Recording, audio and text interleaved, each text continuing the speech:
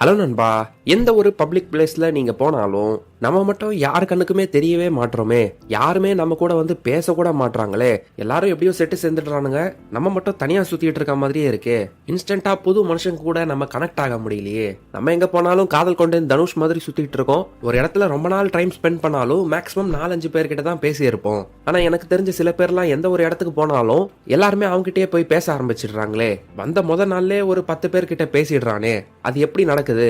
அவங்க நேச்சுரலாவே மேக்னெட்டிக்கா இருக்காங்களா, இல்ல இதுக்கு ஆக்சுவலா ஏதாவது டெக்னிக் அண்ட் ஸ்ட்ராட்டஜிஸ் இருக்கான்னு என்னைக்காவது யோசிச்சு பார்த்திருக்கீங்களா? வெல், ரொம்பலாம் பெருசா ட்ரை பண்ணாம சில சிம்பிளான ஸ்ட்ராட்டஜிஸை ஃபாலோ பண்றது மூலமா நீங்க மற்ற மனுஷங்களுக்கு ரொம்ப அப்ரோச்சபிளா மாறுறது எப்படி, ரொம்பலாம் ட்ரை பண்ணாம எல்லாரோட அட்டென்ஷனை கிராப் பண்ணி உங்ககிட்ட பேசுற அளவுக்கு மேக்னெட்டிக்கா மாறுறது எப்படின்றது தான் இந்த வீடியோல தெரிஞ்சுக்க போறோம். நீங்க எந்த ஒரு குரூப் செட்டிங்லயும் இன்விசிபிளா இருக்கிற மாதிரி தெரியுறீங்கன்னா நீங்க என்ன மிஸ்டேக்ஸ் பண்ணிட்டு இருக்கீங்கன்றத கூட இந்த வீடியோல நம்ம டிஸ்கஸ் பண்ண போறோம். சோ ஒரு லைக்கை போட்டு இந்த வீடியோவை கம்ப்ளீட்டா பாருங்க. உண்மையிலேயே நீங்க ஒரு மேக்னெட்டிக்கான பர்சனா மாறறதுக்கு இது ரொம்ப யூஸ்ஃபுல்லா இருக்கும். Number 1, why are you invisible? பொதுவா நீங்க எந்த ஒரு பப்ளிக் பிளேஸ்க்கு போனாலும், ஃபார் எக்ஸாம்பிள் ஒரு புது கிளாஸ் ரூம் என்டர் ஆகுறீங்கன்னா, ஒரு காஃபி ஷாப்ல சும்மா உட்காந்துட்டு இருக்கீங்கன்னா நீங்க என்ன ஆக்டிவிட்டிஸை பண்ணுவீங்க? போனை ஸ்க்ரோல் பண்ணிட்டு இருப்பீங்க. அப்பப்ப காஃபியை குடிச்சிட்டு யாராவது நம்மள கவனிப்பாங்களான்னு அப்படியே டேபிளை பார்த்துக்கிட்டு உட்காந்துட்டு இருப்பீங்க. இல்ல கிரவுண்ட்ல ஏதாவது விளையாட போலான்னு போனா விளையாடுற இடத்துக்கு பக்கத்துலயே போய் ஓரமா நிப்பீங்க. அப்படியே தரையை பார்த்துக்கிட்டு நம்மள கூப்பிட மாட்டாங்களான்னு மனசுக்குள்ளே நினைச்சுக்கிட்டு வெயிட் பண்ணிட்டு இருப்பீங்க. ஏன் நீங்க ஒர்க் பண்ற இடத்துல கூட நீங்க பாட்டுக்கிட்டு வேலை பார்த்துக்கிட்டு உங்க கேபின் பக்கத்துல இருக்க 2-3 பேர்கிட்ட பேசிட்டு வந்துடுவீங்க.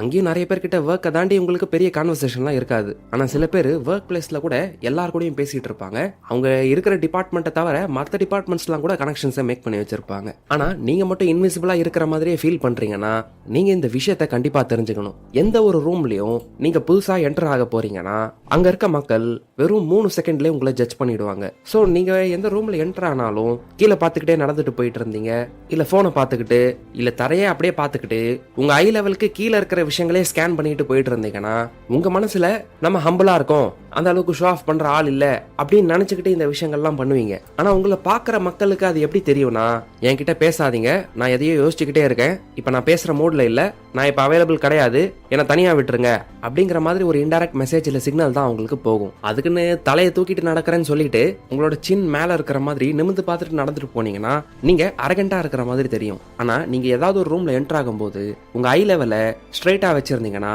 மத்த மனுஷங்க கூட ஐ கான்டாக்ட் வைக்கிற அளவுக்கு லெவல்ல வச்சிருந்தீங்கன்னா அப்பதான் நீங்க மனுஷங்க கூட இன்டராக்ட் பண்ற மோட்ல இருக்கீங்கன்றத அந்த ரூம்ல இருக்க எல்லாருக்கும் ஒரு மெசேஜா கொடுப்பீங்க. நீங்க நிறைய பேர் இருக்கிற ரூம்ல என்டர் ஆனாலும் கீழே பார்த்துக்கிட்டு தரையை பார்த்துக்கிட்டு அப்படியே இருந்துட்டு இருந்தீங்கன்னா நீங்க எல்லாரையும் அவாய்ட் பண்றீங்கன்னு அர்த்தம். பட் நிமிந்து பார்த்து ஒரு 2-3 மனுஷங்க கூட ஐ கான்டாக்டை மெயின்டைன் பண்ண ஸ்டார்ட் பண்றீங்கன்னா அப்பதான் இவங்க ஃப்ரெண்ட்லியான ஆளு, நம்ம கூட பேச விரும்புறாங்க போலன்ற மாதிரி ஒரு சிக்னல் எல்லாருக்குமே போகும். இந்த ஐ கான்டாக்டோட சேர்த்து ஒரு சின்ன ஸ்மைல், ஒரு சின்ன நாடு நீங்க பண்றது மூலமா ஒரு கான்வர்சேஷனை ஸ்டார்ட் பண்ண ரெடி ஆயிட்டீங்க அப்படிங்கிற ஒரு சிக்னலை தான் எல்லாருக்குமே கொடுக்கும். நான் உங்க எல்லாரையும் பாக்குறேன், நான் ஒரு ஃப்ரெண்ட்லியான ஆளு தான் அப்படிங்கிற மாதிரி ஒரு மெசேஜ் அவங்களுக்கு நீங்க கொடுக்குறீங்க. இந்த சின்ன விஷயம் தான் மற்றவங்களோட மைண்ட்ல நீங்க ஒரு ஃப்ரெண்ட்லியான ஆளு, அப்ரோச்சபிளான ஆளு அப்படிங்கிற மெசேஜ் அவங்க மைண்ட்ல ரெஜிஸ்டர் பண்ணும். இன்டெரக்டா ஒரு மாதிரி இந்த ரூமுக்குள்ள நானும் வந்திருக்கேன் அப்படின்ற விஷயத்த அனௌன்ஸ் பண்ற மாதிரி அது இருக்கும். உடனே யாரும் பேசிடலனாலும் கொஞ்ச நேரம் கழிச்சு ஏதாவது தேவைப்பட்டா அவங்க கிட்ட பேசுவாங்க. ஏன்னா நீங்க ஆல்ரெடி அவங்க கிட்ட நான் பேசுவேன் அப்படிங்கிற இனிஷியல் ஜெஸ்டரை கொடுத்துட்டீங்க. பட் நீங்க இதை பண்ணாம அப்படியே கீழே பார்த்துக்கிட்டு தரையை பார்த்துக்கிட்டு உங்க மைண்டுக்குள்ளேயே வாழ்ந்துட்டு இருந்தீங்கன்னா நிறைய பேர் இருக்கிற இடத்துல நீங்க இருந்தாலும் நீங்க இன்விசிபிளா தான் இருப்பீங்க. ஸோ இதுக்கப்புறம் நீங்கள் பப்ளிக்காக நிறைய பேர் இருக்கிற ஏதாவது ஒரு இடத்துக்கு போறீங்கன்னா கீழே பார்த்துக்கிட்டே நடந்து போகாம இன்டென்ஷனலாக ஸ்ட்ரைட் ஐலைனோட அங்கே இருக்கிற மக்களோட ஐ கான்டாக்ட் மேக் பண்ண ட்ரை பண்ணுங்க.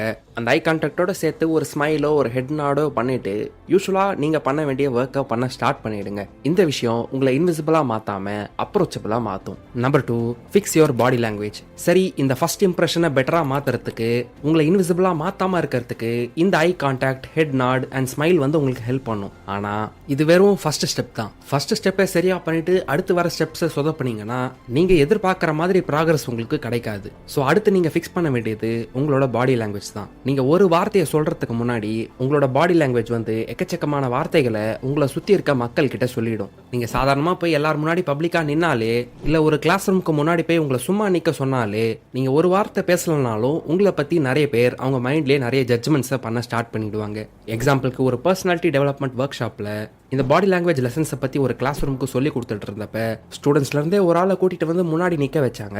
அவரோட போஸ் வந்து அவரோட 2 கையும் பாக்கெட்டில் வச்சுக்கிட்டு ஒரு காலில் அதிகமாக வெயிட் கொடுத்து ஒரு காலை ஸ்லைட்டாக வந்து லூஸாக விட்டு நிற்கிற மாதிரி நின்றுட்டு இருந்தாரு.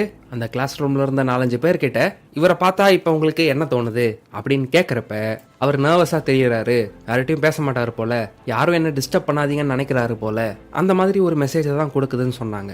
இதை கேட்கும்போது நம்ம நர்வஸாக இருந்தது உண்மைதான், ஆனால் மற்றபடி இப்படியா எல்லாரும் நம்மளை பற்றி நினைக்கிறாங்க அப்படின்னு அங்கே நின்றுட்டு இருந்தவர் யோசிச்சுட்டு இருந்தப்ப அங்கே இருந்த டீச்சர் வந்து பாக்கெட்ல இருந்து கையை எடுத்திருப்பா.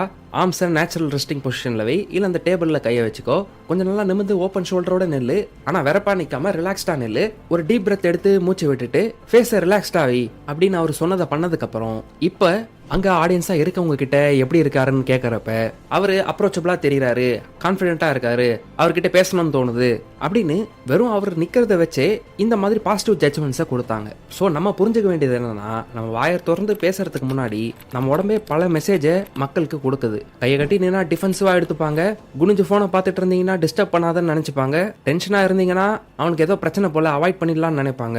ஆனால் ரிலாக்ஸ்டாக உங்களை சுற்றி என்ன நடக்குதுன்னு காமா அப்சர்வ் பண்ணுற மாதிரி ஒரு சுச்சுவேஷனில் இருந்தீங்கன்னா அப்பதான் நீங்க அப்ரோச்சபிளா தெரியுவீங்கன்றத ஞாபகம் வச்சுக்கோங்க.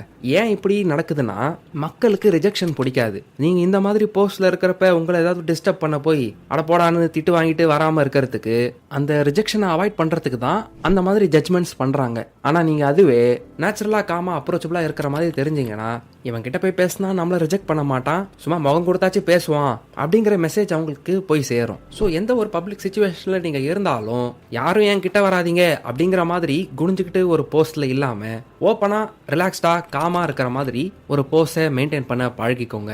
நிக்கிற மாதிரி சுச்சுவேஷன் இருக்கீங்கன்னா 2 காலையும் யூஸ் பண்ணி பேலன்ஸ்டா நில்லுங்க. ஒரு காலில் வெயிட் அதிகமாக கொடுத்துக்கிட்டு செவத்துல சாஞ்சுக்கிட்டு இந்த மாதிரி போசஸை அவாய்ட் பண்ணுங்க. இல்லை ஓரமாக கார்னர்லாம் மறைஞ்ச மாதிரி நின்றுடாதீங்க. உங்களுக்கு நேச்சுரலாக தேவைப்படுற ஸ்பேஸை எடுத்துக்கிட்டு நில்லுங்க.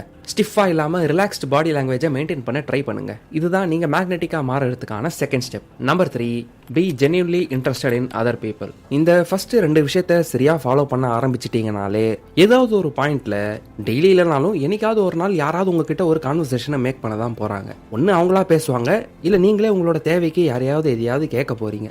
இப்படி ஏதோ ஒரு காரணத்துக்காக யார் கூடயோ நீங்க ஒரு கான்வர்சேஷனை ஸ்டார்ட் பண்ணும்போது இந்த சீக்ரெட் வெப்பனை ஞாபகம் வச்சுக்கோங்க. இந்த சீக்ரெட் வெப்பன் வேற எதுவும் இல்லை, மற்றவங்க மேல ஜென்யூனா இன்ட்ரெஸ்டடா இருக்கிறது தான். பொதுவா யாரோ உங்ககிட்ட புதுசா பேசுறாங்கன்னா அவங்கள இம்ப்ரெஸ் பண்றதுக்கு நான் ஃபன்னியான ஆளு, நிறைய ஜோக் சொல்லுவேன், இல்ல மைண்டுக்குள்ளேயே சில டயலாக்ஸை ப்ரிப்பேர் பண்ணிக்கிட்டு போயிட்டு இந்த மாதிரி ஏதாவது சொன்னா அவங்க இம்ப்ரெஸ் ஆயிடுவாங்க.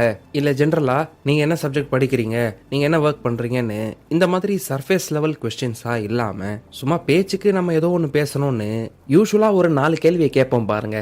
அந்த மாதிரி அதே டெக்ஸ்ட் புக் கேள்வியை கேட்டு அவங்கள போர் அடிக்காம ஒன் வேர்ட் ஆன்சர்ல ரிப்ளை பண்ண வைக்காம யார்கிட்டயாவது பேசும்போது உண்மையிலேயே அவங்கள பத்தி தெரிஞ்சுக்கணும்னு நீங்க கியூரியஸா இருந்தீங்கன்னா நீங்க கேட்கிற கேள்விகள் வந்து அவங்க ஒன் வேர்ட் ஆன்சர்ல ரிப்ளை பண்ற மாதிரி இருக்கக்கூடாது. கொஞ்சம் அவங்கள பத்தி அவங்களே எக்ஸ்பிளைன் பண்ற மாதிரி ஏதாவது ஒரு விஷயங்களை கேட்டீங்கன்னா அங்க ஒரு மீனிங்ஃபுல்லான கான்வர்சேஷன் கிரியேட் ஆகிறதுக்கு நிறைய சான்சஸ் இருக்கு. ஃபார் எக்ஸாம்பிள், ஏதாவது ஒரு ஈவெண்ட் அட்டென்ட் பண்றீங்க, அந்த ஈவெண்டோட சீட்டிங் அரேஞ்ச்மெண்ட்ல யாருனே தெரியாதவர் உங்க பக்கத்துல வந்து உட்கார்ந்துட்டு இருக்காருன்னா, ஹாய் நீங்க என்ன ஒர்க் பண்றீங்க அப்படின்னு டார்கெட்டடா ஒன் வேர்ட் ஆன்சர் ரிப்ளை இருக்கிற மாதிரி ஜெனரிக் கொஸ்டின்ஸை கேட்காம சும்மா ஜென்ரலா இன்ட்ரடியூஸ் ஆனதுக்கு அப்புறம் நீங்க இந்த ஈவெண்ட்டுக்கு வரதுக்கான காரணம் என்ன அப்படிங்கிற மாதிரி ஒரு ஜென்யூன் இன்ட்ரெஸ்டோட அவர் அந்த கொஸ்டினை கேட்டீங்கன்னா, மேபி அவங்க இப்ப பண்ணிட்டு இருக்க கரண்ட் ப்ராஜெக்ட் இதுதான், அதுக்கு இந்த ஈவெண்ட் ஹெல்ப் பண்ணணும்னு நினைக்கிறேன், எங்களோட ரிசல்ட்ஸை இம்ப்ரூவ் பண்ணணும்னு நினைக்கிறேன், அதனால தான் கற்றுக்கிறதுக்காக இந்த ஈவெண்ட்டை அட்டென்ட் பண்ணுறேன் அப்படின்னு அவங்களோட கரண்ட் சுச்சுவேஷனை பற்றி சில இன்ட்ரெஸ்டிங்கான விஷயங்களை ஷேர் பண்ணியிருப்பாங்க. இப்படி அவங்க சொல்லி முடிச்ச இனிஷியல் விஷயத்துலேருந்து நீங்கள் உங்களோட ஸ்டோரியை திரும்ப பில்டு பண்ண ஆரம்பிக்காம, அவங்க கேட்கறதுக்கு முன்னாடியே உங்கள் கதையை சொல்ல ஆரம்பிக்காம, அவங்க சொன்ன விஷயத்துலேருந்தே ஓ இப்படிப்பட்ட ஒரு ப்ராஜெக்டில் ஒர்க் பண்ணுறீங்களா, அதில் என்ன இருக்கிறதுலே கஷ்டமான விஷயமா இருக்கும் அப்படின்னு ஒரு டீப்பான ஃபாலோ அப் கொஸ்டின் கேட்டிங்கன்னா, அப்பா ஃபைனலாக ஒருத்தன் நம்ம கஷ்டத்தை புரிஞ்சுக்கிட்டு நம்ம பண்ணுற ஒர்க்கில் இன்ட்ரெஸ்டடாக இருக்கான் அப்படிங்கிற மாதிரி ஒரு பாசிட்டிவ் இம்ப்ரெஷனை நீங்கள் கிரியேட் பண்ணிடுவீங்க. அவங்க சொல்ல வர விஷயத்த உண்மையிலேயே நீங்கள் கவனித்து லிசன் பண்ணதுனால அவங்களும் ஒரு முக்கியமான ஆளுதான்ற மாதிரி இம்பார்ட்டண்ட்டாக ஃபீல் பண்ண வச்சதுனால உண்மையிலேயே அவங்க வந்து உங்க கூட தொடர்ந்து பேசணும்னு ஆசைப்படுவாங்க. இவன் ஒரு ஸ்மார்ட்டான ஆளு அதனால இவன் கூட பேசலாம், இவன் ஒரு ஃபன்னியான ஆளு அதனால இவன் கூட பேசலான்ற மாதிரி இல்லாம அவங்க சொல்ற விஷயத்த கேட்டு கவனிச்சு டீப்பா கொஸ்டின்ஸ் கேட்டு ஜென்யூனா கியூரியஸா இருந்து அந்த கான்வர்சேஷனை பில்ட் பண்ணதுனால அவங்களை இம்பார்ட்டண்டா ஃபீல் பண்ண வச்சதுனால நம்மளையும் மதிச்சு கேட்கறாங்கப்பா அப்படிங்கிற ஃபீலிங்கை நீங்க அவங்களுக்கு கொடுத்துருப்பீங்க. இந்த ஃபீலிங்கை அவங்களுக்கு கொடுத்ததுனால அவங்க உங்களை அதிகமா ஞாபகம் வச்சுப்பாங்க. மறுபடியும் உங்களை எங்க பார்த்தாலும் உங்க கூட பேசணும்னு நினைப்பாங்க. இந்த விஷயம் தான் சோஷியல் சிச்சுவேஷன்ஸ்ல உங்களை மேக்னெட்டிக்கா மாத்தும். ஸோ ஒரு வாட்டி இந்த ட்ரிக்ஸை யூஸ் பண்ணி பேசுவேன், அந்த ட்ரிக்ஸை யூஸ் பண்ணி பேசுவேன்னு உங்க மைண்டுக்குள்ளேயே வாழ்ந்துட்டு இல்லாம ரியலா மற்றவங்க மேல இன்ட்ரெஸ்டடா இருந்து பேசுனீங்கனாலே அது உங்களை மேக்னெட்டிக்கா மாத்தும்ன்றதை புரிஞ்சுக்கோங்க. Number 4, have a relaxed energy. Most people வந்து சோஷியல் சிச்சுவேஷன்ஸில் ஆக்வர்டாகவும் நர்வஸாகவும் இருப்பாங்க. ஒரு ரூம்குள்ளே போகும்போது நம்மளை யாராவது கவனிப்பாங்களா அப்படிங்கிற எண்ணத்தோட யோசிச்சுக்கிட்டே தரையை பார்த்துக்கிட்டு நடந்துட்டு போயிடுவாங்க. ஒரு இடத்துல அப்படியே அமைதியாக உட்காந்துட்டு இருந்தாலும் தனியாக உட்காந்துட்டு இருக்குமே யாரும் நம்ம கிட்ட பேச மாட்டாங்களேன்னு இந்த எண்ணத்தோடய சுற்றி முற்றி பார்த்துக்கிட்டு ஒரு மாதிரி நர்வஸ் ஆகிடுவாங்க. இந்த நெகட்டிவ் வைப்ரேஷன்ஸ் இல்லை இந்த நெகட்டிவ் எனர்ஜியே நிறைய பேரை உங்ககிட்ட பேசுறத அவாய்ட் பண்ண வச்சிடும். பட் மேக்னெட்டிக் பீப்புள் வந்து இதுக்கு அப்படியே ஆப்போசிட்டாக இருப்பாங்க. ஒரு ரூம் நடக்கிறாங்கன்னா ஆல்ரெடி எல்லாருமே நம்ம கூட பேசுவாங்க அப்படிங்கிற அசம்ஷனோட அவங்க மைண்ட்ல பாசிட்டிவ் எனர்ஜியோட அந்த ரூம்குள்ள போவாங்க. நம்ம இங்க இருந்தா யாராவது ஏதாவது நினைச்சுப்பாங்களோ அப்படின்னு அவங்களோட ஸ்பேஸை எடுத்துக்கிறதுக்கான பர்மிஷன் நமக்கு தேவைன்னு நினைக்க மாட்டாங்க. ஐ பிலாங் ஹியர், நான் இங்க இருக்க வேண்டிய ஆள் தான்டா அப்படிங்கிற மாதிரி ஒரு மென்டல் ஸ்டேட்ல இருக்கிறதுனால எக்ஸ்டர்னல் வேலிடேஷன் உங்களுக்கு தேவைப்படாது. மற்றவங்க என்ன அக்செப்ட் பண்ணிக்கிட்டா தான் நான் ரிலாக்ஸ்டா இருப்பேன் அப்படிங்கிற ஒரு எண்ணம் அவங்களுக்கு இல்லாததுனால நேச்சுரலாகவே ரொம்ப ரிலாக்ஸ்டாக இருப்பாங்க. இப்படி ஒருத்தர் நேச்சுரலாகவே ரிலாக்ஸ்டாகவும் கண்டென்டாகவும் இருக்கும்போது எந்த எக்ஸ்டர்னல் வேலிடேஷனையும் எதிர்பார்க்காத போது இந்த நர்வஸ் எனர்ஜி அவரை சுற்றி இருக்காது. நீங்கள் பெருசாக எதுவும் ட்ரை பண்ணாமல் ரிலாக்ஸ்டாக ஹாப்பியாக உட்காந்துட்டு இருக்கிறத பார்த்தே நிறைய பேர் உங்கள் கூட பேசணும்னு ஆசைப்படுவாங்க. என் கூட யாரும் பேசலனாலும் பரவாயில்ல, நான் இங்கே சந்தோஷமாக தான் இருக்கேன் அப்படிங்கிற மாதிரி ஒரு எனர்ஜி இல்லை வைபை நீங்கள் கொடுத்தீங்கன்னா அதுவே உங்களை மேக்னெட்டிக்காக மாற்றிடும். ஆனால் பிரச்சனை என்னன்னா நம்ம டிஸ்கஸ் பண்ண விஷயத்துக்கு அப்படியே ஆப்போசிட்டான மைண்ட் செட் தான் நிறைய பேருக்கு இருக்கும். சோஷியல் வேலிடேஷனை எதிர்பார்த்துக்கிட்டு நர்வஸாக அவங்க மைண்டுக்குள்ளேயே வாழ்ந்துட்டு இருக்கிறதுனால ஏதோ நீங்கள் தப்பு பண்ணிட்டு உட்காந்துட்டு இருக்க மாதிரி நீங்கள் அங்கே இருக்கிறதுக்கே யாராவது ஏதாவது சொல்லிடுவாங்களோ அப்படிங்கிற மைண்ட் செட்டோட இருப்பாங்க.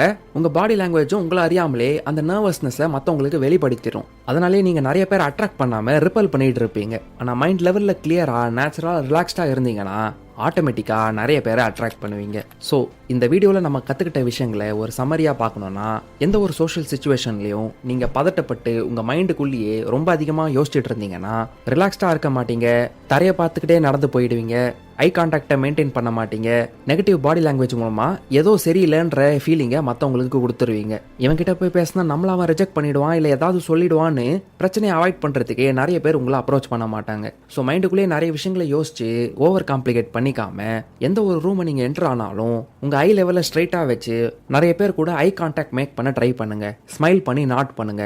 இது உங்களை சேஃப், ஓப்பன் அண்ட் அப்ரோச்சபிளாக மாற்றும். அதோட சேர்த்து நெகட்டிவ் பாடி லாங்குவேஜ் போசஸை கொடுக்காம ரிலாக்ஸ்டா ஓப்பனா உங்க பாடி லாங்குவேஜை மெயின்டைன் பண்ணுங்க.